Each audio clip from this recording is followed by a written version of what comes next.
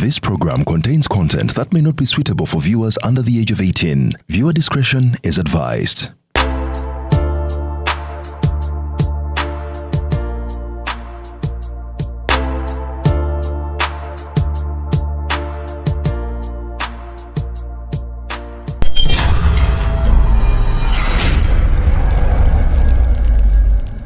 Your home is more than just a space. It's a reflection of your style, your comfort, and your dreams. At Layout Interiors, we bring those dreams to life, crafting breathtaking interiors with the perfect balance of beauty and functionality.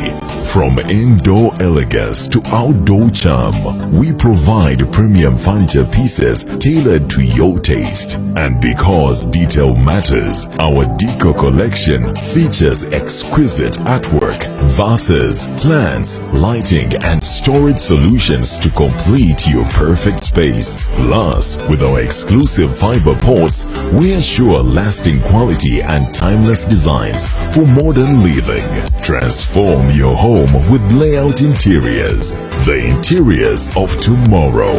Visit us today at Bukoto Kira Road, next to Lighting City, opposite TMT. Call us now or visit our showroom to explore endless possibilities. I'm on the move, looking for my groove, sweetness on my mind, mango, apple, tamarind on the go. Flavor Muka Chupa, refresh and go, flavor on the go, yeah, yeah. Flavor Muka Chupa, wherever I go, flavor on the go, yeah, yeah. Flavor and go, refresh and go. Ruzungu kadera zuku tujikole sawa namba ruzungu. Ruzungu wetu namu za kujele kutoka ntoko ndi mbuzi ndi hapo ndio ala bora babaddi abachala wale so mwiramba inyembuto katonda ya chembuto genda weji waminge ya bawereza buno bukeke obutini singa babu mutwale bamusonseka mukamwa bwonna nawufulumiza mu nnyindo kibwa ina guno omugogwa Musa white star premium detergent waliwo banangabye ebola yakasajja kasendi kalimba bannange sendi bannange.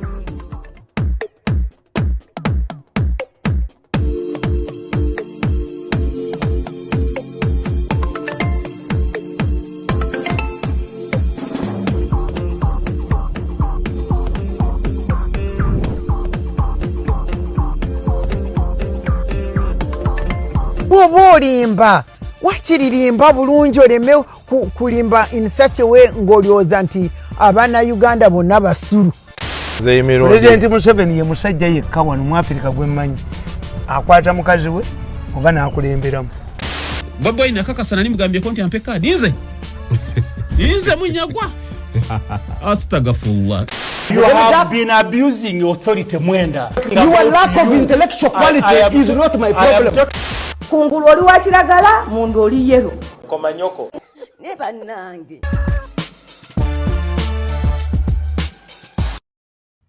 Yes, welcome to yet another edition of Kasuku Live. Onako Rairo, the animal farm. Yes, tuba tuyingiddewo ate tulabe ensonga betugenda okubanga tuzigaya. Ndine president wa Common Man's Party ngate nze private press secretary. Kasuku ejo twandikyerese. PPS wachinzijeko? Tayiteeyo. Nedda wajinzijeko. Sisobola naye wajeyita nnyo luli. Anti nze ekizibu kye nnina ekifo enkivaamu n'ekibiina nga nkita. Ogera otyo. Naye gomanyi tayiteeyo kye yakola mu campaign. Yali etumbusantu bakunsabe private secretary aliwa. Baddamu okulaba ng'ogguse. Eri nali ngenze kukola mirimu mirala. Naye noweetegekerawo nnyo okusinga lw'obeera nange president wo. Kubanga sikulaba nk'omuyambadde ekooti. Nakakola emirundi egi. Sebo nina lwe nakolako naawe nga ndi mu suuti. Wali weetegekera lugendo olwo. Wambuza nnyumye. Onyumye. Okakasa nnyumye. Nze waleeta nze nkole comment. Nnyumye. Olugendo ku representinga wali. Kasuku, you'll never see heaven. You'll never see heaven. Ona kugamba otya. Omanyi waliwo omuntu watuka nawandika akatabo nga akaddiye. Ne n'ateekamu page number. Nagamba waliwo omusajja agenda kwandikako bamuyitanga nickname yali Kasuku. Namwandikako page. nonyumye ekintu lyomu nakwata ku mutwe negwe nojja ne suuti nondaga nombuza nyumye owulira onyumye awo twali tugenda mukulayira twali tuvaayo mukulayira musajja mukulu twali tugenda mu jazz with jajja Kasuku ndi musajja mukulu naye suuti eyakunyumira nnyo nate kyankola obubisi gye wayambala ng'ogenda ate n'ogenda oba mutyaba yakuwa amagezi nogenete kooti zaffe ziri ez'abazeeyi bedde kooti sebo ya bbeeyi eyo yali ya ssente empitirivu naye nze nategeera ekooti ewaki wajoogerako ekyakuluma ku kooti eyo kyali kimu nti gye nagenderamu kati nga tolina bwonoonya bw'oŋŋamba nti wampisizza bubi nogakampite mu kooti naddanza omuntu ayasinga okumukonsolinga ali mukyala wange yagamba that young man akoze amawulire for a long time namba terina journalist kabe wa CNN kabe wa kinamwa president akuyita natajja ekyo tikiriyo world over kabe wa CNN nga tayagala Trump amwa Trump akuyita adduka misinde najja nagambe ye moment buli journalist yandikoze eki jabeera ayagala nenvayo nga akasajja ku mutima kampeddemu nokakkana namba omwana kye yasomera kyafunye kaŋume sijja kulimba kaninyemu akasajja essaawa 2 mu nnyekiro kaninya ne mukyala wange naŋŋamba omwana is a journalist namba ne waba lawyer toyinza kufuna client nga president n'omugaana sijja ku representing kasita nze nasigala tukola abantu abalala basobola okugamba nti onalaba Munyagwa twakomaawo ate nze I'm grateful with you still actually nawe watuyamba twali mu tight situation nga baali batublackmailings nga tutandise ekibiina tukoze eki you are one of the abantu abayimirira naffe so waliwo kyokkiiriza nti muno munange atendewaliddwa yambadde kooti n'agenda mu bakulu naye tugume tutambule n'okireka nekigenderawo olunaku olwaleero tutandikire wasooka obuuze ku abatulaba mbalamusiza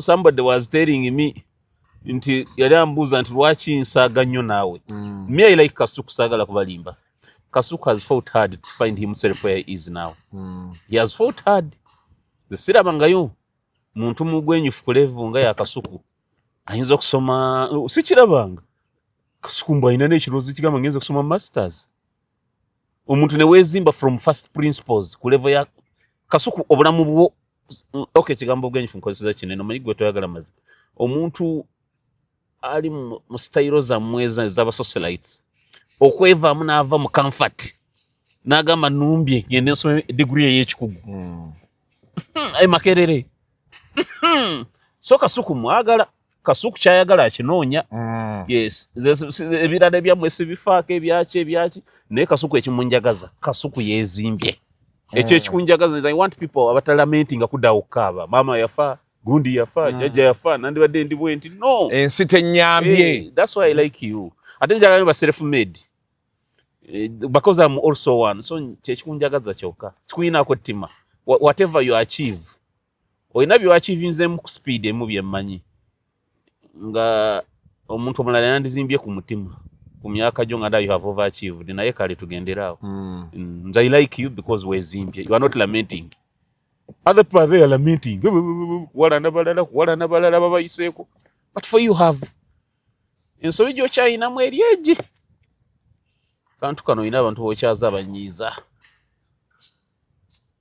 mu kantu wano kantu koyina bokyaza ebinyiizaamu aboogera ebigambo ebinene kyokka kisinga okukyusaamu naye tekiwoomera matama abiri nva ku kyokuwooma Kasuku waliwo ebigambo nze byenda nenzirukane ate nga gwe totya kyekineewuunyisa abantu bakubawo ebigambo ate nga gwe totya obeera oyagala nti lwaki okuba abamu mbatya bajja kunumba muzeeyi mirundi yaŋŋamba omugundi omusajja omu baamuyita ng'omwana waawe mudde ebigambo ku ssomero abasisita ne bamuyita ali katwawo kati be bamuyita n'agendayo n'abagamba nti yayogedde kigambo ki tokyogera ne kibalema okuddamu naye tokyogera kuno be yamala n'agamba nti olaba mutidde kigambo bugambo olwo abatambula nakyo buli lunaku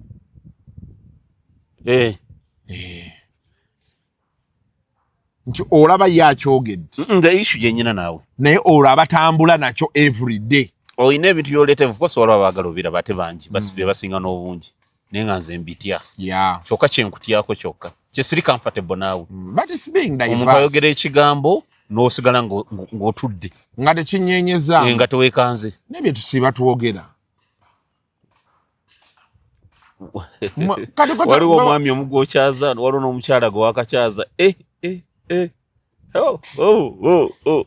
ekyokka kyenkutyamu kyokka kyala yali akasukayo ebigambo nga mitwe mikulu myereere tega Kasuku you were not nga tuli bothered ng'osekaseka are you sure ng'osakanya busakaji nga njiwa omuliro nga ojiwa omuliro that's too much Kasuku society kati leero tubale tukola morning show tutandise nga twogera ebintu ebyo bye bayita ebyekisiru ono yakwanya oli yakoze ne tubagamba ne tulina story y'abalimi b'obummonde ne bagigaana ne tubagamba kale abagamba tusigale ku bino ebyaffe mukole beemu tumuweereze emoji obukola buti bwayise nga 10 kuno nagamba abantu bayinza abantu ebagamentu yabe babeera balowooza nnimba nateekako kuno ab'ebyobulimi tulina abalunda embuzi abalunda ente natubateekako vidiyo ziri mu 10,000 lwakuba nti bo anyway babeera happy bajja nga bagamba Kasuku you have the number abantu bagenda laba kati ekirungi kyebyo byonna nti bo abali mu kulima large scale and what yabeera tanoonya abantu 15,000 yanoonya abantu ne babeera babeera 10 abali serious abategeera business ye nti ntunda mmere ya nkoko ddagala lya nkoko yabeera tanoonya nti ayagala views 2,000 ayagala bwagaza abantu be ne babeera aga oba omukoledde era bo babeera happy in fact balaba views 13,000 nga naye ekyenjawulo ogenda okuddako muwulira nagamba abantu waliwo yankubira ku channel yeeyo nampa business ya $1,000,000 kati yenga musanyufu actually nino omusajja gwe nakyazanga oli owa welding yani ayina n'essomero awo ensangi namukyazanga kadi nga buli lwe mukyaza mugamba olaba product yo engeri gye bagiconsumingamu you don't expect instant calls nti leero lwataddeyo okitegeera ne tukolawo edition esooka yokubiri yokusana Kasuku ebintu byo bino tebijja kukola tubireke abaali awo mu December bamuva Bulaya batandise okukomawo ne batandika omukubira nakulaba Kasuku njagala kunkolera gate njagala kunkolera sima ya byuma bebiti kate nankubira why abantu ngo byo wangamba ne muga nti kati sikyayagala era nkubira simuze sizikwata kuba yagamba tebikola nenga namunnyonnyola ne muga nti product gy'otunda tebagiconsuming nga gwe bwokola ki people oli agitunulira n'agyagala ne yeesonda ssente ze nema kyenzudde sigenda kusobola kuzimba page yange executive brief tejja kukola lwaki ndabye ekikuza page zammwe waliwo abantu balina okuvaako Kasuku ku executive brief tebajja kujja kituufu sijja byogerera so kati bw'oteekako ebyokulunda n'okulima ababiraba abatono be bikwatako wamma temusubscribing nze ebyange bigenda kubaako biri serious nedda musubscribing wamako executive brief nanti kakati biri tebijja kubaako executive brief erina abantu ebyekintu ekikulu tebijja kubaako Kasuku ndi musajja mukulu sijja kuwemuka olina okusigala ng'okola ngenda kukola naye lulemba naawe bajjamu beyongerakoko bw'ovaako ne baka nti kati gwe babasabire essaawa nojja kasukawo ebikambwe olina byojja okuleeta ebibakolera kati bwe mba naawe nenkateekayo likes nga ziyiika naye ono olina 1,000 ate nga bambi yakatandika ate nga yakatandika totandise bubi anti kati abantu baffe oluusi nese olwenzize ng'ofuna abantu lwoze nfunaafunayo nkwaga baba bamanyi ojja kwogera ebibanyumira naye nze wenzira nga ndi serious nnyonyola economy nnyonyola ki enanaffe beera tuba nabyo mudde abantu bamala ne bajja ne babiraba naye abannayuganda bye baagala byebyo abannayuganda osobola nkugambye okyaza omuntu n'ayogera tekinologi kati tukyaza abana abasawo ne boogera nti nnungi oziraba lwakuba nti beera abasawo bo bakugamba nti abantu amasimu bagafuna bagendayo naye sebo oli n'atekane mu comment ffe twagala bya kisiru video gana ku video y'omusajja oyinayo abasajja na oyinayo omusajja waloko jo omugobera naye amalayo newe galira mu kisenge n'obiraba ka view n'okatulekera omanyi Kasuku sagala kulimba ffe twakulira mu generation ng'okuwemula tekusoboka. I'm telling you ffe twakulira mu generation ng'okuwemula tekusoboka. Tekusoboka. Neno naawe abo boolaba ate tubeera tubasensalinze nnyo. Omanyi ebintu tubeera tusazeemu awo. Naddala ono omukyala gwali naye tomwogera muti ajja kunnumba. Alumba amanyo gabo gwe munyagwa okola kino tewajja n'okola kino oyo mutya n'aleeta bwino ye muntu gwesinga okutya mu Uganda. Asobola okikubawo akikubawo n'odduka emisinde ensoloso zino zikutambula n'otandika okulwala n'okunnyonnyola abantu si bituufu muti oyo. Kale week eno we have so many things that have not so many amawulire tewali social media is a bit dull abantu banoonya ke balinnyako ebintu bitambule news cycle is a bit here and there but yeah tutandikire mu court ndowooza amawulire agasinga gye gabadde ERIAS LUKWAGO teyajja mu court naye yali ku physically he didn't come yali ku Zoom oba video ne tumulaba ya submitting ebintu ebyatiisa abantu musajja n'agamba agenda kufa yeetaaga kale palliative care basobola bamutwala mujjanjaba awulira pain. LUKWAGO yagamba mukyala we ng'agenze Luzira namugamba bikagenda kuba nga musaasizi kifeefe yali muganda wa Besigye bamukwata mu bya PRA People's Redemption Amen waliyo ekibiina ky'abayekere Kongwe namukwata namutwala court martial musaasizi bwe yajja mu court martial n'abagamba banaye ndi bubi banaye mpulira bubi banaye ngenda kufa banaye nga ndoza banongo abali mu court martial then nga baloza yekoza paka lo yafa yafira mukomera bali ndo yaba bubi ne bamureleasinga ne of course nga tachayinza kuddangulu nga bagezaako mureleasinga for treatment nera nafu LUKWAGO ali mu pain kati ekizibu ekiriwo abasirikale baguba abalinga badokita emulago badokita balaba ba physicians bani balabye ebintu bingi otwala omuntu nga gwamanyi omuntu omulabira talwala nk'okutuuka ku mbeera eyo aweddeyo n'agamba nojja musawo naasi gosokako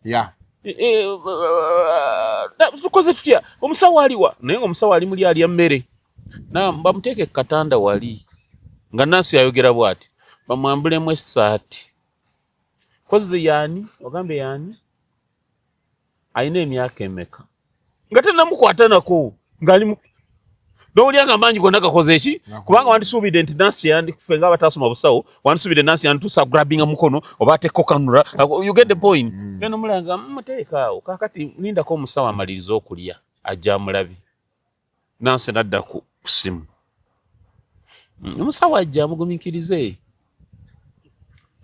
okyali kikutuuseeko n'olyanga n'amaanyi gakuweddemu naawe n'okkiriza nti mubutuufu njabise kati dokita n'alyoka atuuka dokita agamba nasi ono mukebedde pressure ye leta musawo tuba tulinza otubula ekyokola ejja mukebere pressure ye ne balyoka bapima bo tebalina kye balaba kyamaanyi be basirikale nze bankwatako Uganda lweweza emyaka 5 egya independence bankwata 2012 yes nabeera picked bankwata waliwo omuntu yajja sente Kayihura namulimba nti ngenda Sweden nti munyagwa tuwe sente tumutegula agende Sweden obombe omuntu oyo nankubira nga janguke wange nkubu soko jeke wange nkwagala ngamba ki netukewuwe niwo omukulu wadde ngamba ki namba nekuyise kutunula ko ndudde nga sikutunula ko ayisho nimugamba genda kufa just calling me twaga kuntunula ko netusaagasaaga nenvaawo nengenda kumba abasajja bakayihula bali bweru n'abagamba musajja sente azitutakiriza kyagenda kuva wano nze bwe nava wano nga nsitula bontwe nziguka wa Besigye planning ekyatukoze tutya tugamba Uganda at 50 tulina okuba akolaga wakatiisa banfulume wa Besigye nga driver wange naye bamuyiseemu sajjo yakyali awo nti tuyambe tumukwate omulaba wabeera mutuyambe tumukwate driver wange n'abatemyako tuba tuve bwa Besigye mu kafaamu bwetu tufuluma ngegera mu kafaamu ndaba ekibomboola ky'omusika ngamba driver tuli mu ambush yimirira de mabega driver nasigala nga atawulira ngamba wangi ngamba yimirira de mabega ngasigala ga wangi emmotoka ekola ki egenda ngenda okulaba abasirikale nga mukaaga mu maaso naye mabega drone neva mu faamu netudde emabega ne banzijjamu bansinga ekigoye ku mutwe banvuga ne bantwala wampe waliwo akasaawe ne banzijjamu nensanga Wanduru Felix Kaweesi ekiro Munyagwa twagala ssente wazitaddewo abannaye ezaani nagamba jazitu wava muzanyi ne banziza mu vaani batuuni neekaaba siina sente ATM yerwa nenjibawa pini eriki nenjibawa siina nyina ku akaunti milioni 7 eza Uganda oba n'obugwamu siina anasibira ku SIU ne bankasukayo mu dungeon nga nyina ulcers nembeerayo day one nsangayo kazinda oba mwitani kazinda ono mugagga walogo basiba OPM kazinda kazinda yansangamu nyingira musefa nasanga musajja nga bamukubye obinga bleedings kati mulimu enzikiza olinya musayo olinya mukidde ne bamuti ne babanga mujembo yali obi mujemu ne banyingiza kati mbandi omusanga mukago gwekiro baleeta kazinda oba kazinda bamuleeta kati jukira bagula weta ekishentangalo ekiraba gwali muzikiza olaba ali mu kitanga naye abatasoba kola ki olaba eno wabo dungeon kazinda ajja why abeno wali mwalimu nemwa mwendisebo tata tonkuba tata kwegayiridde abantu bange bajja banajja kuwayo kantu ng'atandise okulajjana n'omuganda wange nga nze namulabye edda niwa mwana wange funa wootuulo kakane teri agenda kukuba wano ne baggalawo kazinda nga nsemberera ngali eri mukasonda ali ati bwana kazinda nze Munyagwa mukatuka bata okakasa yeye ndimwa yenze tewali buzibu jakumala kulabako mutaala muganda wange naye ntidde nnyo ne tubeera ne kazinda enkeera ne bajja munona ne bamutwala kazinda ne bajja munona ne bamutwala zine mbeeramu kati ne ngamba mwana musajja okugenda nga lusazi ndi mfunya ataka ya lusazi ali kukiji nenchikona najja muganda wange lusazi nzita wapi naga you are here for safe custody fete tukwina ko buyinza safande Kaweesi who brought you here nga mfaka suku nalimfa nensesema lusazi nzita wapi enkeera nga sawa musanvu kwa budde goba tobulaba naleeta ebijanjalo n'akawunga nagulawo n'asuula omu alusa namalawo ennaku ezi 3 ng'ekyandibadde ddagala ku bijanjalo n'akawunga nejjukira nyina alusazi sirya bijanjalo so abasirikale bakutta ate nga bakusembya kusaga balowooza baalaba dda bo abasirikale balina no he will be right, he will be okay. Nali mu prison first aid yabo gimanyi mazzi gookya ku alusa ku kirwadde kyonna olwali kino nga tewali musawo mazzi gookya kuba abasawo tebasulamu wotiwotagana galinga agakyayi pakoleeta yeebaawo mu siikibe ate siikibe zitukula kyenala mu prison byabasayijja kyeyakola ennyo y'obuyonjo bambi yagezaako within his means obuyonjo yalwana ne bubeerawo mu facilities ezimu lwakuba byabasayijja ekizibu bambi kyayina namba zamuvaho eniminga nyingi abasibe naye siikibe zaabwe zitukula naye ekirimu pakoleeta yokka kati g'olugira ndi bubi muwe ekikopo ky'amazzi agookya ate mwatu abasibe bawona amazzi agookya ago ddagala omanyi human being bw'obeera mu nnaku ogenda otereera awetaaga panado nti omuntu ogumba naye nfa mazzi gookya mwongedde ekikopo ekyokubiri mungiri neyugire okulaba yebasaawo nnyo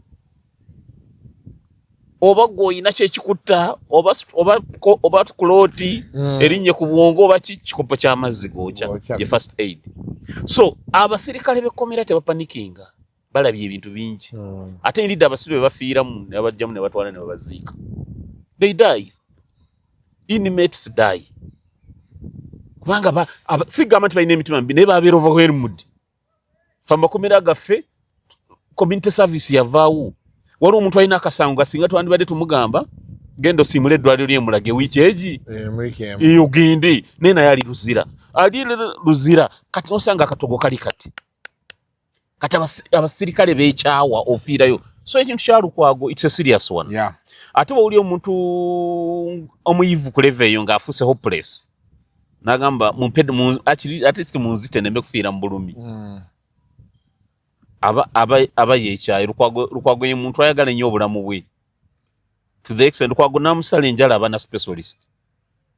Lukwago yo mulaba buli amukolako ekintu olina okuba nga oli specialist kakube kumusala njala. Ye muntu ayagala ennyo obulamu bwe takola gym n'atakola sauna aga omubiri gwetaaga muntu ayegendereza obulamu bwe. So kati watukogamba nti oba nfe naye munyambe nfe nga sirumizibwa kitegeeza aba yeekyaye. The fact is that bamuteekamu eggumba ly'enkizi eryo as an external object. Omubiri naturally nadembuza Dr. Munanga omubiri gwina tendency y'okugaana external objects okuzibe kyovuliraga yafuna accident enkovu etanye mba mwasigana mweyiza akuuma oba akayinja oba ki omubiri gumanyi object yonna gy'oteeka mu mubiri nga teyaliimu gugirwanyisa ogifulumya. Computer esooka n'egigaana nga bw'oteeka gearbox mu motoka n'esooka n'egigaana nga balina kudda computer bagi programming. So eggumba yali alina okudda India ndowooza bali programming omubiri baddemu that trauma care, that trauma gye baateeka yava ku kintu kino. Somebody told me he needs trauma care, not palliative. Palliative ya muntu agenda kufa kakanya bulumi, but he needs trauma care. Nti eggumba balirimbe likkirize mu mubiri lyemefuuka cancerous. Oba point ogitegeera bulungi enkulaga. So Lukwago olaba ne Nelson Mandela abakabulu baamufulumya n'agenda jjanjabwa. Okimanyi Nelson Mandela bamuggyako mu mukomera secretary ne bamutwala e Germany namala ne bamuzza. Yes, you can get an inmate Uganda ne mugamba gavumenti ya India tubawadde omusajja oyo omuntu oyo tababulako ne bamukuumira ku kitanda ne bamujjanjaba n'awona ne bamubaddiza eruzira. Changu it can happen ng'ensi tetegedde ne bwetegeera. You can do it secretly oba osobola okukikola ne mu lwatu n'omugamba ono musibe ajja kutuddukako naye tumutwale India bamujjanjabe gavumenti ye India. This man is a wanted man tababulako ne muzza. But we strongly pray kubanga tuboma omuntu obujjanjabi oba mukondemize to death. It's a death. It becomes a death sentence. Byasegirinya ate birala kibiina kye nakyo kyazanya rooro nene bamusiba kituufu n'ayisibwa bubi n'ekibiina kyazanya rooro nene ebyo birala lwaki n'atera yali musibe ng'ali mu kkomera anti n'afuluma n'abagamba munte ngende nfuna obujjanjabi n'afuluma n'agenda e Lubowa ne bamukebera n'ankubira nanga nyina ABCD ne mugamba naye oli MP toyinza kufuna specialized treatment weeru naho nali bonserikali mu kubikolako ne muga please saba bikoleko ove wano naga basajja banga bekibiina oluza banalooza kye muga segiri obulamu buwo in life let me tell you unfairness bites in personam. Obutali bwenkanya bukulumanga muntu weka gwe Kasuku bw'ogaana okwejjanjaba wadde tuliwo naawe wano ekiddako kyonna ne mutyaba tekimukwatako.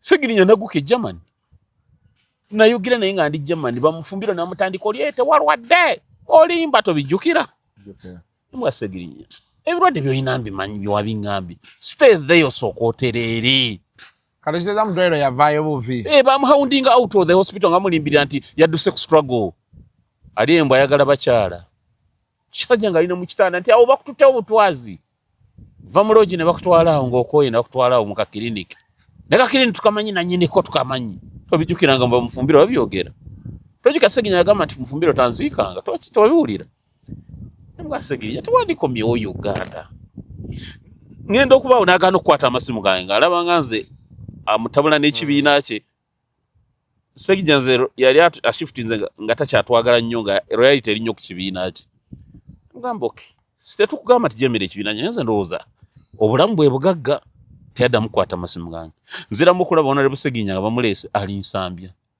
Let me tell you, for a politician ayali ku level ya Ssegirinnya okumuteeka mu ddwaliro kati ate ekibiina kye ne bagamba tufunye kye baakola ne batandika genda kumwekubisizaako bifaananyi omulwadde mwambule saati mwambule neyeekubya likes ne zijja kuva ebweru ndi wano sharinga video sharinga video tambuza video Comrade Ssegirinnya tobimanyi ebyabo byekijegajega Comrade Ssegirinnya tulinaye wano ali bubi ali nsambya privacy yonyini tekyaliwo. This is a man kati ne omuntu yenna because no waba nurse ali ku VIP watu baso mukozesa okukola ekintu kyonna oba byankunyola abalabe ba Ssegirinnya teyali gavumenti yokka waliwo n'abali baagala ekifo kye gamu balina mupateye tusalo yabo bubi kubanga obulwadde bwa Ssegirinnya ebweru be baali babusobola bwali butuuse tusalo yabo bubi n'alemerera n'afa atakyasobola genda nanti mbadde ngamba nti kyaveeri ebbanga lye bamala detention nga bali baganye okumuta ekyaveeri kati okyatuuka wano n'ekibiina kye ne kyongerako ne bamumaliriza. Yes, that's it. Nupu kiridu Ssegirinnya. Waliwo omusajja yakola comment noli n'agaana naye Honorable Munyagwa ye tasobola kumalako show nga tayogedde ku Nupu. Munsonyiwe ab'ebitiibwa. Munsonyiwe Kasuku. Ng'omuleese but yeah, we hope nze my problem eriemu nkudiramu ojjukira kye twakola shujje twakola nga baganye Mufumbiro okujja okuziika mukyala we obwenkanya fairness is fairness ate we must kulina okuvumirira unfairness kebe kuwa NUP kebe ku NRM because the human being is a human being after all bino tuli mbyansi all of us tugenda kufa so nze ekinuma kiba kimu Kasuku ekinuma kiba kimu nti Kasuku wadde sikolagana naawe nenyina okumanya nti kati Kasuku ali mpaini yafiiriddwa jjajjaawe ebigambo ebimu mbisibe ku mpagi nsirike you understand newe mba nzize mu lumbe lwa jjajjaawo notampa attention nga bwatukola nga omugenzi jjajja afudde twajja ekiro kyonna nga totuwa attention nze nakulaba ku makya ate watuwa attention wekwata ne kojjaawo ona biti twamulaba ku makya wekwata ne kojjaawo oli ayogera nti wandize mu kidaala n'obeera omwo naye wekwata ne kojjaawo oli ayogere wakuba emboozi ennyingi ne mudda mu nnyumba yammwe ne mweggalira kakati naye tukusonyiwa because ofiiriddwa ne tuguma omuntu waba mu buzibu musaasire nze ye problem kati kyova mugamba nti oyogerera nnyo Nupu ne butalumirwa bali mu buzibu ojjukirayo amaloboozi agava mu Nupu ngagamba ako kabaddiru kwagakoze akabaddi obijjukira byonna ajja kumala kufa batandike sharinga video ali omuloodi bamusse sharinga video nze ojo ngendere sogenda kubeera naale mbubi oba wali ongendere nga muntu mulwadde muyi nze sibika bantu why a human being is a human being. There's a school of thought that says since these people are the ones abagamba nti banyigiriza bano, why should they sympathize with them? Baliwa si buli omu collective punishments teziweebwa bantu tulina kiyita collective punishments. Kasuku bonvuma katenda abatanvumye. You understand? When you slap me nkakasa waliwo ebintu byokola notabigamba wa family yonna. True or false? True. Osanga essajja nga libbi naye nga mu family lyalyo lyonna baba wa speech mu kuziika abaana bagamba dad was a caring dad oba okitegeera was a nice man nga wakisaba mbi dad abadde mugabi naye nga bali ku speech ya Sobi mutanda ya Sobi ko baweera yenyina yewangako testimony nti nze ndi mutemu ndi naye family ya Sobi bw'ansaze wa speech basomye okukozesa erinnya lye because yennyini yabyeyogeraho. Bw'osanga bawa speech bagamba yali musajja mulungi ate nga muntu mulamu. Kati Kasuku buli lwoba nange obutakkaanya nombika nti Munyagwa yafudde nga ndi mulamu family yange gy'oba okosa. President Museveni atufuze ebbanga ddene. Ffenna ne twekyawa. That's it. Naye tebakulimba nti mu family yonna bannabyabufuzi. Museveni alina sister bamuyita Kajubiri. Dr. Kajubiri. Dr. Kajubiri yaliko mu Education Service Commission. Nkulayirira. Kajubiri atambula n'emmotoka egi. Bimana abalokola abalokoka ne babivaako ne bakita. Akamotoka aka tanga aliyo bavuga. No kalimo kakola kalimo ka wansi. You get the point. So I mean ntiyandibadde naye wandibadde uli Kajubiri ayagala bwe MP ayagala lwaki ndese madamu Kajubiri okulaga nti omuntu asokwera mu family nga yo buta ebyo tayagala. Nze nalokoka mu ndeke siri mu bintu byammwe. You get the point. Kati Kajubiri bwafuna ekizibu naye nomugamba ono mwanyi na mwanyi wa Museveni yakafe. Ogenze wale ebyo birekanga bulesi. Collective punishment. Issue obojina na General Muhozi. Dealing na Muhozi directly. Baba Museveni directly. Baba IGP bya something this Munyoro gentleman IGP yani. Oh directly.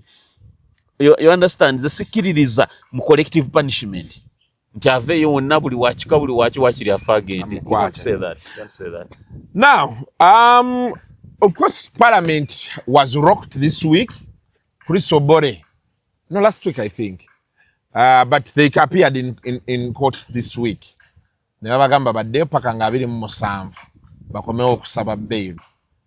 And of course at the same time last going nga this week news has been ripe. Janita Amongo bamukwate sawa yonna.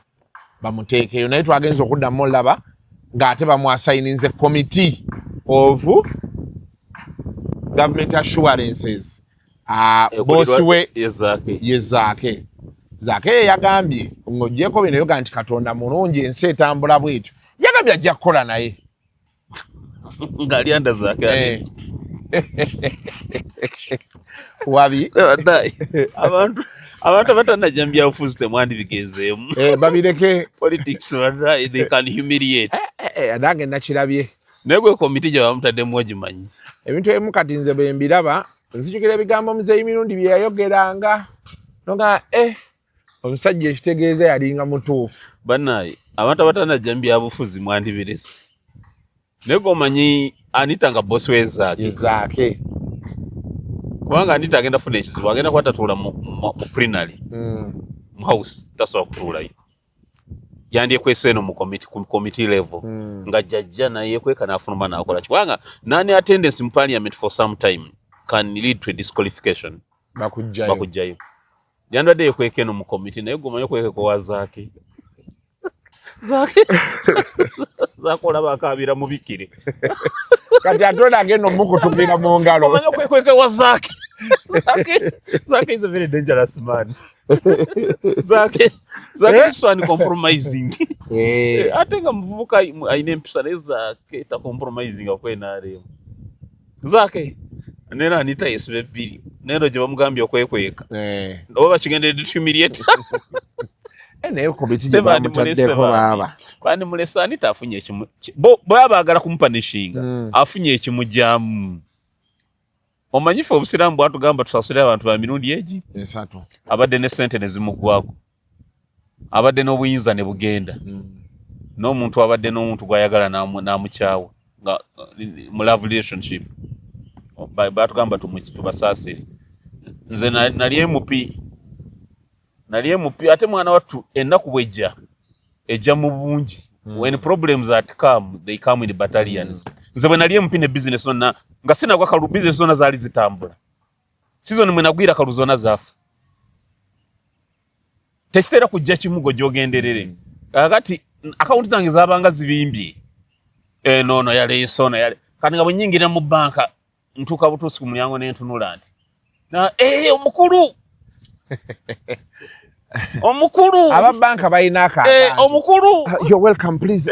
Yitaho gende mukasenge. Please have a seat here. Na abantu banziyanga wo. Mukasenge. Nentuula. Nga checkirifu manager bateka wajitambuza. Zesayimira ko maso gatera. Ati zino sente zo azitegede. Walo sente zinezazi. Manager nga kuripotingira nga akuyisizamu. Yani mumpezo no ngende. Walo omwana agende zino. Kati kalune kankuba ndwadde ne covid yawo. Buli kibuzibu kyonanga kiri kunze. Ababe nali manja abamu bekwesemu abamu balowooza covid agenda kunzita ebintu nebitabuka kati nga bwenzija ku banka nyingi nanti ng'oli akutunulako nadda kompyuta ati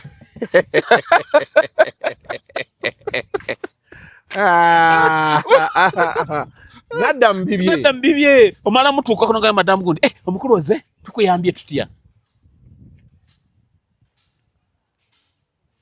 natuuka ku mwana wa pampu ne mugamba nali nywawo nnyo amafuta nerabiro ngaze tebakawukana motoka yange bwe nsimbula nti tebagamba ni mukulu tosasudde alaba mukulu muleka ajja kudda baddabuzi mukulu luyite bwasasula kwata wali mbirowooza ne tukutya kati nzirawo ngamba omwana akoba okibadde kyebambuza nga ndi wafulutanka akuma ngamba nteekemu gammeka goli mupya wano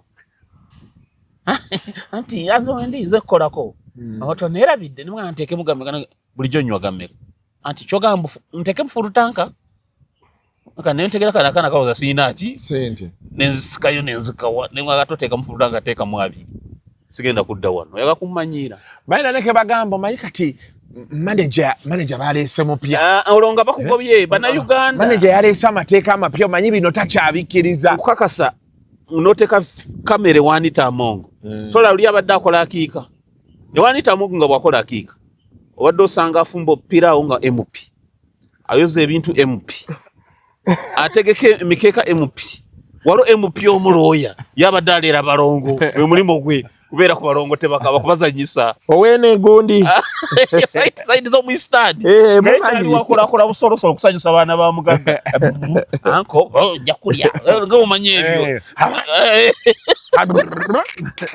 nakola mukano nga byabeera asanyusa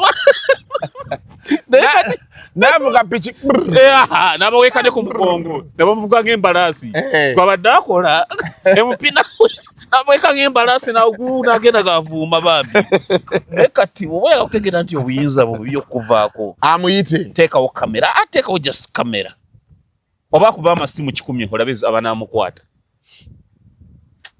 it's some of us abatete bagenda nayo nabuuza juzi nsere is that lady sick nabanenga kibane mulesenga ngamba blood cross because clots can take anybody I mean so okuta omuntu anytime walo ka video kinanga balaga katemba nenjogera mu kusonyo okubanga abasekera nefa bamwe situgirabye walo yanga mu sekera mbizu by'abantu bannaye fe twekyawa tulabye ebintu bingi so buli kye tulaba tondaba kuseka just mba abamu tuli bwetutyo tulabye ebintu bingi bakyengeza kukulaga nti Anita Amongo ku byala ebye bamujjanjabe awone ekyo tusa nze nsaba busabinga munyagwa sina kyenjagaza Amongo naye bamujjanjabe bambi awone if that prosecutor naye omuntu alina clots mutwala ne muteekako empingo nawulidde mbo alaiko baagala mutwala mu kooti nedda muddwaliro byambu mbu bamutwala ebweru nga baga nti gavumenti eyagala agende indi yaye yagamba agenda Nairobi Anita asooka ave wano agende naye taleeta bukwakulize byambu namulaba weziba clots zinalaba nga yaliye ebifaananyi bye nalaba nange nna bye nalaba Madam Anita first to go and get treatment oba indi oba first get out of here oba omulalu wakuwera wokwatira abasajja bakugambye genda for treatment atooza ngenda Nairobi to do what pick a hospital of your choice ogende India bakujjanjabe why do I say that Anita n'obo mwinako obusungu kyafunye kimumala teyeetaaga bambi kumwongerayo teyeetaaga kumwongerayo should be arraigned she can be tomanya intentional when nako bili Monday I think it was Monday and Tuesday Anita alina ekizibu alina akabbo alina okukasuula embwa zimute embwa zino kakasa nti akasudde akabbo k'ennyama zimuleke Anita is a wounded giant sinzera report eri ku meza ne report eyinza okubeeraga yali political ayina watuuse mu mobilization. She's an angry person now. She's angry. Oba yagala oba toyagala. She's annoyed. Botamu humiliating her conclusively beyond repair, she can bounce back with sympathy and cause trouble. Mera abantu ade batandise nga bagamba naye. Kati chebaliko state cheriko iye wala naye ngabo cheba abano ba tormentors baba ga to justify ebikorwa ebyakolebwako tindeka squali wa kuchawe akulika kuchawe akugambe nti baba nedda no simuntu Katanita, she's still a threat politically. Achasobola okudda. She can bounce back. So, and she's an angry person. Kati bino byomu wa committee era nabyo it's part of humiliation. Zake. Gwe. Omanyi former speaker omudekanda zake. Ngabe bali betwala. Leko omanyi zake fujo lya ina. Tibamu obwa commissioner. Omanyi zake fujo lya ina. Nabule message. Ojja kuwanika omukono bwoti akumma omuzinda. Ng'oli oti. Oba kubuuze nga ozereti nga tozeddayo zakoma efujo lya ina ojja kuwanika omukono akumma omuzinda le yabyogerera wano tujja kukola nezake kakasajja kamuteeze wali kamulinze kagala mulya bufi zake takulimba ajja kumuhumiliatinga zake bamusindiza ku musajja w'efujjo zake musajja opposition bado badala bakalampe zake ye baba kalampenge nnyo era ndoza bagamba ko mugambe ne bamugamba waayi ojjafa asomya amateeka agenda asoma amateeka manyo amateeka go ekisinga ku disciplininga balo ya kusoma misango ali kusoma lo osoma emisango nga abiri n'okyuka obulamu bwo wonna ebintu byolekerawo birabirawo ensi n'ogijjako amaanyi bati njagala abatulaba bategeere kyembagamba Anita afunye dozi emumala. That's if it is a punishment. Afunye punishment emumala.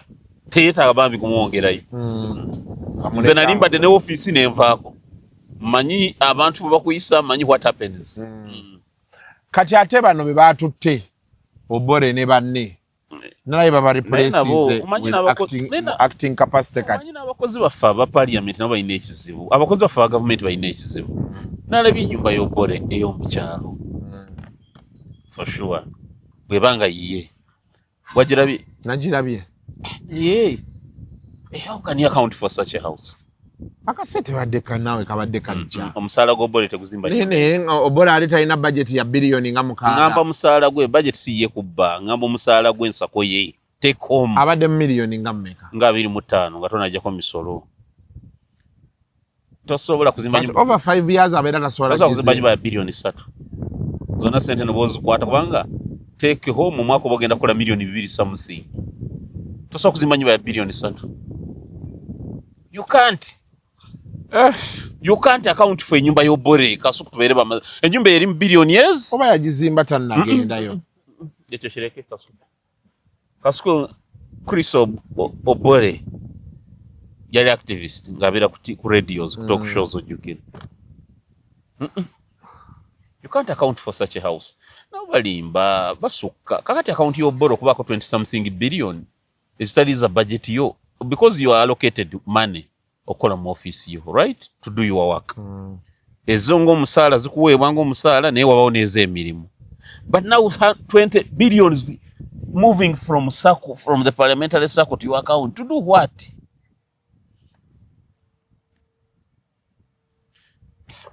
Terrible Kasuku. Bantu baffe nabo balimba. Bantu baffe olya ne stand lise umempanvu. Stand ijja kubako omukono. Kubulya Kasuku ina kunukkiriza oti. Bajja nkubulira Kasuku obango lya ne stand lise umempanvu. Oyiza okuba okwata oti nagusigaza. Nze nali nkola activism ku ddwaliro Mulago nterina buyambi. Nenvuga ebigaali nti ntwala buyambi e Mulago. Ne bankwata. Abe Mulago ate wali funding yalezi ya billions nga 10. Zazi no kulimno vetting nga bachazitulidde. Kati abe Mulago ne bachitekamu ne bachipanga ne police nti bancharging omusango nango ogunswaza. Ngeza kubala bisante babase nange banswaze. Nali mayor ne bagamba nabbe emitwalo 6. Nali enguzi ya mitwalo 6. meya ne bantwala ku City Hall nga ndiko empingo bantwala mu kaduukulu ka City Hall ne bakwata ekivubuka wakyali kikubye katayimbo eyo mu Kisenyi meya nga baagala abazungu balabe because ekyaba tormenting nti meya w'ekitundu omuli eddwaliro a demonstrate ku mbeera embi eri mu ddwaliro meaning nti abazungu bali aweereza sente zaabwe bagenda bateeko pressure kuba balaba ono meya so ne basalawo to discredit me eri bali nga baagala bakuba ebifaananyi babiweereza eri nti you see this man is a corrupt man ne ono yadde ayagala kubba bintu ne bankwata ne bantwala ku City Hall ne bankyajinga okubba emitwalo 6 enguzi ku muntu ataliiyo complainant ataliiyo ne banteeka mu kaduukulu ka City Hall ne banfulumya ne bantwala mu kooti mu kunfulumya bakwata ekivubuka singa waliyo kirabwe kyali kyambadde ne basiba ku n'empingo bano ne basiba n'ekivubuka wano mutambule mwembi kati mba ntambula nakyo niigina yakyo neegwa nze ntambula kyo nekinsika lindako muzeeyi kyato kyange ekigudde ekira kisobola okuba nga kyali mu luku exactly to humiliate you ebifaananyi nga ate bannamawulire temwemanyi abukedde TV bali ako batereza kamera bati kano tukavudde lindamu meya tunulako eno lindamu nako tuba tubuuza kaaki meya tunulako eno w'amawulire bannamawulire muli babi tunulako eno musajja muno bamutadde ku mpingo owooza tunulako eno kati bo kye bakola nga bafuna bifaananyi ebyo nga baweereza bani nti ono is a criminal temmala na budde na criminal so kyangezaako okulaga nti buli obeera ne office waliwo abakubaako tosobola kutuula mu office n'ozimba nyumba ya billion 3 that one alone yoka yabadde mmala okukurisa obbole but nzanuma mwabo bonna ba directors abalambadde sibamanyi omanyi mu Kampala ebizimbe bigwa naye tebitera kuba baana ba engineer bikuba baana abaana abasindika bu wheelbarrow katanuma eka ya Rajabu Semalulu yali roommate wange twali tupangisiza nga twali ku university wano twapangisa akazigo wamu eyo wansi awo mu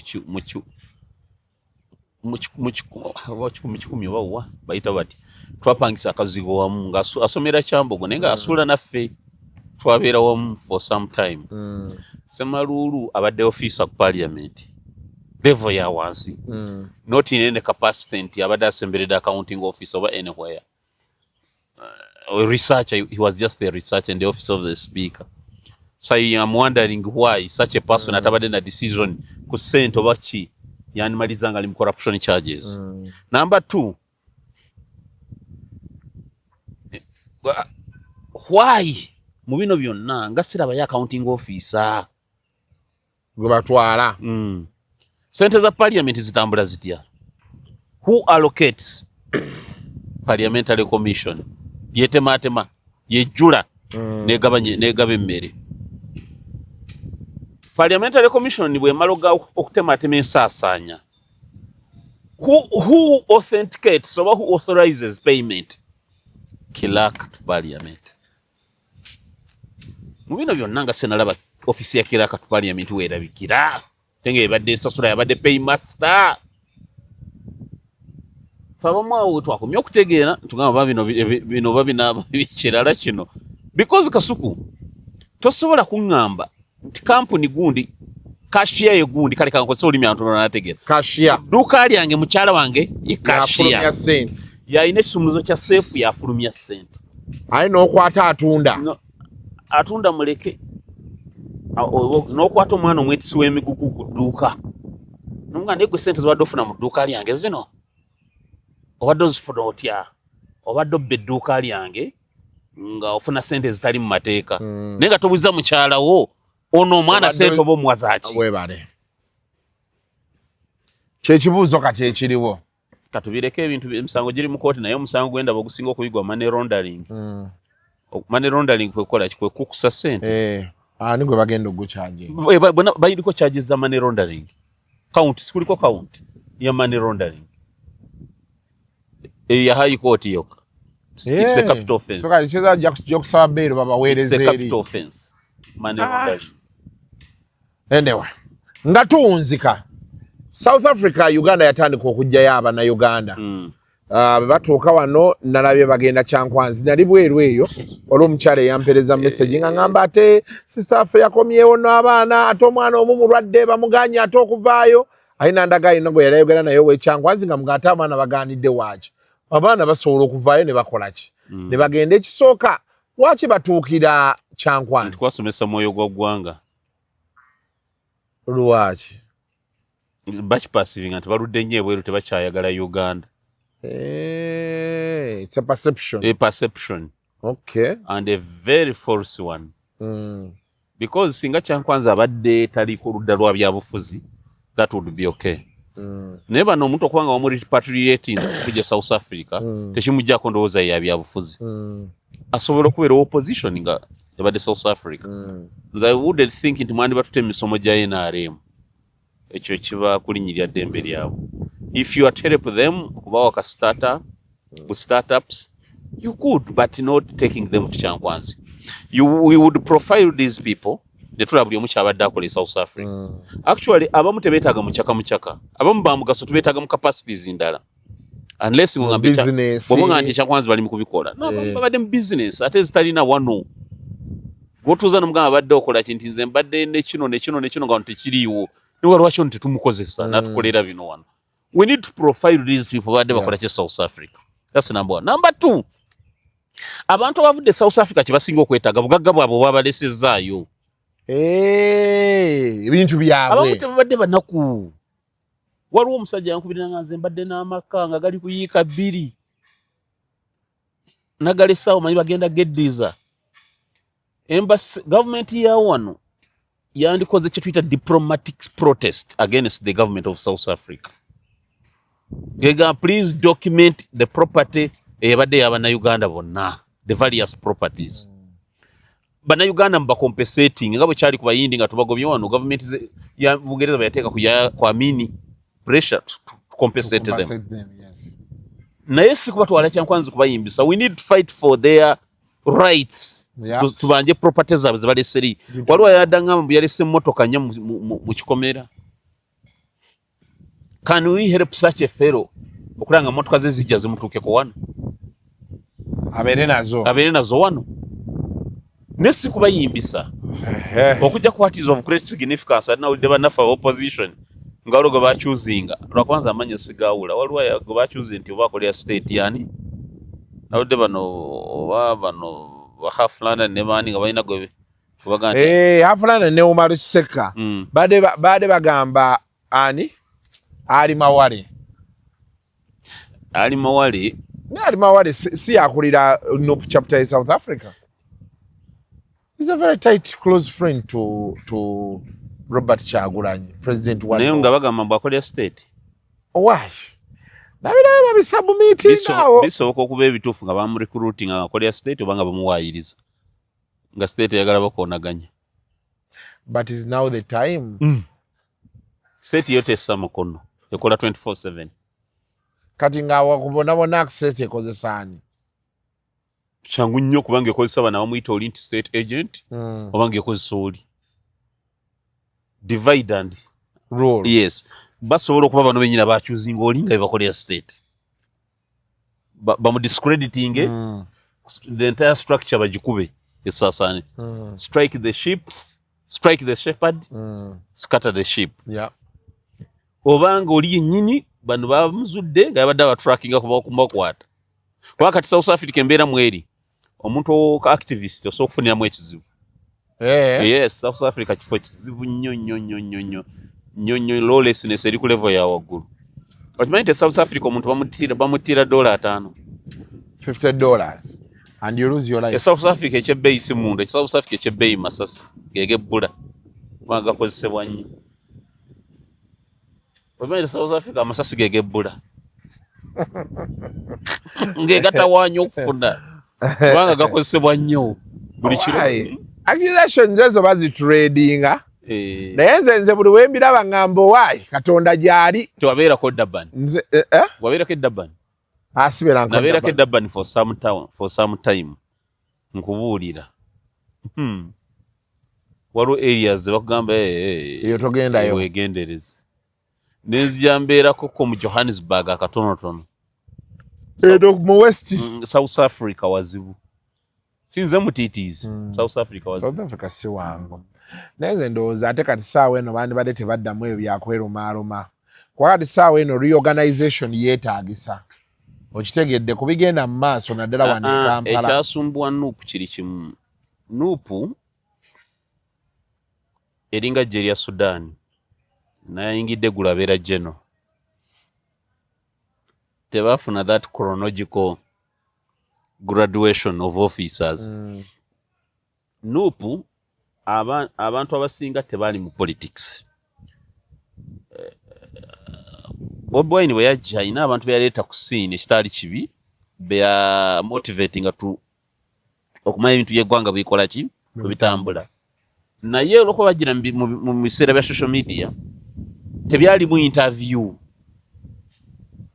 Walukaga yayimba n'agamba engeri gy'ebyokuyimba yaffe gye bitali mubi interview ennaku eri muno kati ennaku eri mu byabufuzi ate ebyobufuzi naye tebiri mu interview ojja buzi kasitoba n'essimu eriko data enkeera ng'otandika kusabula abantu gwe kasita g'otuula ewakaawo ng'essimu ye eriko data ng'otandika gwe totegeera gwe byokola bya kiralu ng'otandika kati ekizibu kye baakola tebaafuna ne beesanga benyini tebalina kye tuyita decorum kumanya nti ono Ali Mawale ye mukama waffe you get the point mubi wetuba twogera ku nsonga za Nuupu wadde musinga amagezi wa musinga olugezigezi is the boss ekyo mu Nuupu tekirimu galinga amajege Sudan buli omu jeno every man for himself bagamba ba Sudan kibanyiiza bagamba Sirinyanga ejjubba ngoyogera ebyo babe bavunulira naga banyiiga nnyo mu bajeno naga buli omu jeno gwayodde ko mu Sudan atali jeno mu serikali Sudan manye bamenkano bonna bajeno so Nuupu bafuna ekizibu ekyo nti tebalina kintu kibaita decorum kumanya Ali Mawale chairman wano mu chapter ya South Africa position ya Nuupu eina fuluma mukuva mu kamwa ka Ali Mawale you understand baba that is yabakulembera baba yabakulembera ate no butaba na mukulembeze na yonso bita mwiza kuba na chapter nga teina muki mukulembeze because mujja kwa kat Ali Mawale bwandibadde nga wa fatwa yandibadde position yaba Nuupu abali South Africa nekyo Nuupu tekirina Nuupu tebalina kibaita dikora bweta bifaako bo anyway buli omu kasitaba ne data aba spokesperson that has been the week Ndoza tembadde munyo bingi bibadde bitambula ku social scene era twali tukyali mu mboozi ya kafeero katwavudde ku baana twazze ku bakazi na baganda be na baali bamumanyi buli omu avaayo ne version ye ya kafeero it's a story that is still developing and moving naye kyenayagala okubuuza nasese era ndadinga nakulabye oli musanyufu nnyo mu bbaala akantu ke bakuwadde mu giraasi wali tokanywangako wadde musanyufu nali nakanywako naye wadde musanyufu anti obulamu bweri obulaba bulalamu ebintu bwobo man Uganda is good we cannot rule it out but sometimes omuntu wetaaga n'olabako ku nsi wadde musanyufumu ekiyitiridde oli musanyufu ekiyitiridde mubaala omukulu akantu ke bamuwadde mbadde tekabadde ka bereya olina kyonyo bakayita bereya tekira kali kabadde ka tekira bereya gwenywa wano ka tekira kakubamu muudu naye waliwo ekitansanyusa mu mabaala ate kino nakyo nakikugambye nsaba ne gavumenti etekinga action abantu abanaaba omwenge beetaaga kukwata okugunaaba batya waliwo ekipa gye bayita azuwa waliwo abaana bazigula nabala ku TikTok abamu baguyiwa ku ttaka baali nga batugamba ecupa ya $5,000,000 nayeza bazuwa ngate kati azuwa bagikwata ne bagikuyira n'oginaaba mu ngalo ku maaso the mark of class bwakasente oba wakafuna gavumenti abantu babetaaga kukwata banaye onanga otya $3,000,000 lwaki mukola effujjo sente zaabwe that is what capitalism does you make money you use it how you want but yeah, I agree with you naba miliyoni 9 nga lwa yasuze enjala bannaye nkyolanga I agree with you naye munnaye ogenda okujjukira sente zaabwe please bagaggamwe lwaki temweragira kuba n'abantu alinidda bali ku street notwala kamera nekulaga Kasuku Live nosikayo miliyoni 9 buli mwana ng'omutemera 10. Ate we tuli wano senga batuyita. Nete mudamu kunaaba nze setegunnuma kwasigenda gunyu. Naye miliyoni 9 nozinaaba. Azikuyira mu ngalo. Bangamente ze banaaba mu ngalo kati abavubuka abaliko. Ya kyokka nekyewunyisa bw'omala binaaba otyo manyi bikambira. Engalo nezikwatira n'ofuna amazzi. Ate era oyiseemu. Kati ago simaalo. Muntu alya ssente ze. No zinywe. Ye nga bw'ayagala. No kyengamba munywe. Kale bw'ona osanga bagweyiira. Bwe tosangako bantu banaaba mata. Oli naaga nti Kasuku leero mpulira njagala naabako ku mata. Naagula amata liita nga 10. Busiru. Tebanaaba mmere. Kasuku tokizwa na kusuula mmere kasasiro. Olina okunoonya neiba yena agyetaaga. N'ogimuwa. Kasuku ambabuuze. Then lwaki togulira abali mu bbaala mu kifo ky'ogunaaba? Banne babeera banne. Ate bano abali mu bbaala babeera akakasa. The Don. The big boss. Kati nga sikulaba ng'ogunaaba. Nganda be kipozi komu. Sinaba kutuka. Nganda bo bunywa n'okikomba n'amacupa. Sinafuna ssente ezo. Engeri gyenjagala mu ssente. Kasuku ebyo tobikolanga. Okuziraba nga nzinaaba bunaabe mu ngalo benti nnumwa. Money is spiritual. Money is spiritual. Teri yali azinaabye bw'atyo n'azisigaza. Kituufu. Gwe kikoleko research. Mwina omugaga gwe mwahypinga gwe saagala twogere wano. Agenda kugula Man City, agenda kugula Chelsea, agenda kugula biki. Mwakola akafujo lingi nnyo wano. Ng'okyakola ku radio nga mutuwaanira wano mugaga gundi. Nagira munyonyo genda okulaba omupiira. Teri money is spiritual. There are people who are crying. Ng'anoonya siringi 10,000 olunaku lugwe. There are people who are crying agamba enfuna emitwalo 10 capital mba mukoze eki? Mbalayira mu basajja mu abalina ssente okwata miliyoni 9 n'ozinaaba mu ngalo. Tekikola. Tekikola. Omwenge mugunywe mulwale tunalabe ekyokubakolera. Because you are going to fall sick even. Nuko mwengu mwepakira gwa amaanyi. Bagwe bakuwadde akagiraasi nekulanga omege esanyu lya ofuje sanyu linja akagiraasi hapo. Happiness. Ninakulabye. Ate musajja agamba happiness is a true reward of hard work. Nabuuza musajja wange akidda musajja waffe nga akasimayiro keyongedde akidda nagamba akenge kali. Kamukutte nabuuza akidda ne olwo ayingidde ensi endala. Musajja wange nga ndaba akasimayiro ate kali original nnyo. Ate naawe olaba kati ekibaawo ebizibu ebisinga bivaawo. Anti otandika mpola kasita otandika okwesesa wekka. Ogenda na waitress yabadde omubi nga talungiye ng'ebbina lizze. Kandi omuwala ono ebbina nga saayirabye nga tutandika. Ogenda okudda engulu nga wasuze naye. Kasuku ojove ku mwenge bannaaye. Gwanzitira nti. Omwenge ojja okuve ku Kasuku. Omwenge si omwenge si kintu onywa. Muti abajjako ebyo ebintu. Kati otandise ebintu byo. You switch off. You are too young. Have a good day, good night. Bye. Switch off. The views expressed on Kasuku Live do not reflect those of the host, producers, or management. They are solely of individuals providing them and do not represent or reflect the official policy or position of this YouTube channel. Bw'oba olimba wakiririmba bulungi oleme kulimba in such a way ng'olyoza nti abaana Uganda bonna basulu. President Museveni ye musajja yekka wano mu Africa gwe mmanyi akwata mukazi we oba n'akulemberamu. Baboy nakakasana nimugambye konti ampe kadi inze munyagwa. Astagfirullah. You have been abusing authority mwenda. Your lack of intellectual quality is not my problem. Kungulu oli wa kiragala mundu oli yero. Komanyoko. Ne bannange. Ale ruzungu kade kazungu tujikole sawa namba ruzungu. Ruzungu tujikole namba kujere kutoka ntoko ndimbuzi ndefu alabudde babaddi abakyala. Wale so muyomba nyembuto katonda ya chembuto genda weji waminge. Oya baweereza buno bukeeke obutini. Singa babu mutwale bamusonseka mu kamwa bwonna n'abufulumiza mu nnyindo. Kiba alina guno omugo gwa Musa white stop bibia mu detergent. Waliwo banagambye embula y'akasajja kasendi kalimba bannange.